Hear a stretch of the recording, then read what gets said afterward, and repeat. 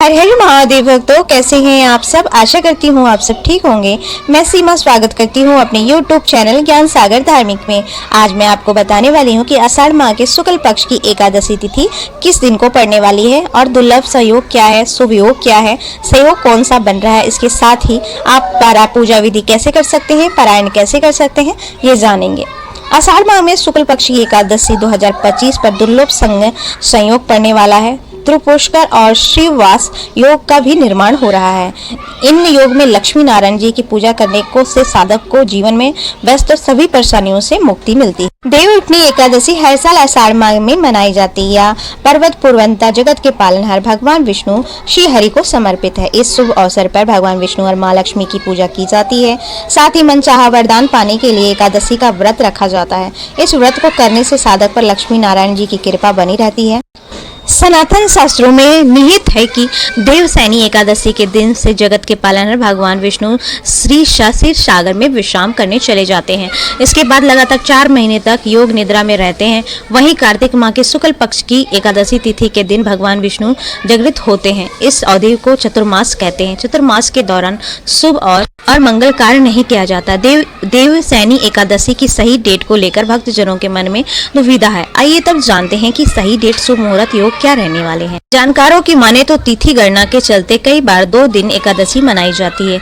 इसमें पहले दिन सामान्य जन एकादशी का व्रत रखते हैं और दूसरे दिन वैष्णो जन दूसरे दिन एकादशी का व्रत रखते हैं। मोक्ष की कामना करने वाले साधक दूसरे दिन एकादशी का व्रत रखते हैं। इस साल 6 जुलाई को देवसैनी एकादशी मनाई जाएगी।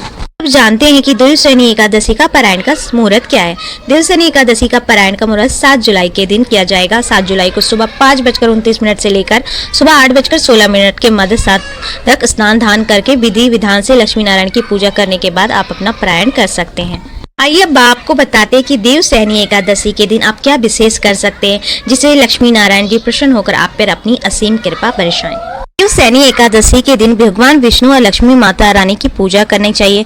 व्रत का आपको संकल्प करना चाहिए। इस दिन दान पुण्य भी करना शुभ माना जाता है। इसके साथ ही भगवान विष्णु को तुलसी का भोग के पत्ते अवश्य शामिल करें। इससे भगवान अति प्रसन्न होते हैं। भगवान विष्णु सुबह जल्दी से स्नान करके पीले वस्त्र आप धारण करें। भगवान विष्णु को पीले रंग प्रिय है, इसीलिए इस दिन पीले वस्त्र पहनना बहुत शुभ माना जाता है। भगवान विष्णु और माता लक्ष्मी की पूजा करें। एकादशी के दिन भगवान विष्णु और माता लक्ष्मी की पूजा करने से आपके घर में सुख और समृद्धि की हमेशा बढ़ोतरी होती है और शुभ फल की प्राप्ति होती है। इस दिन आप भगवान विष्णु के भजन कीर्तन जरूर करें और भजन कीर्तन करने से विशेष आपको लाभ मिलता है, सुख समृद्धि आती है, आपके मनवांछित सारे मनोकामनाओं की पूर्ति होती है।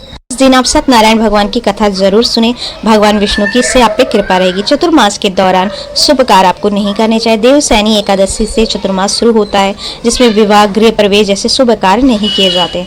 देवसैनी एकादशी पे आपको और क्या नहीं करना चाहिए। क्रोध, हिंसा, चोरी, चुगली आदि ना करें। एकादशी के दिन इन बातों से बचना चाहिए। तामसिक भोजन भी ना करें। मांस, मदिरा, प्याज, लहसुन आदि का सेवन भी ना करें। दिन में नहीं सोना चाहिए। एकादशी के दिन में सोने से आपको बचना चाहिए। किसी को भी आप अपशब्द ना कहे और ना किसी से का मजाक उड़ाए। ऐसा करने से भी भगवान आप पर कृपा बरसाते हैं। कहते हैं कि आप जब किसी का मजाक उड़ाते हैं और अपशब्द कहते हैं तो भगवान आप पे क्रोधित होते हैं।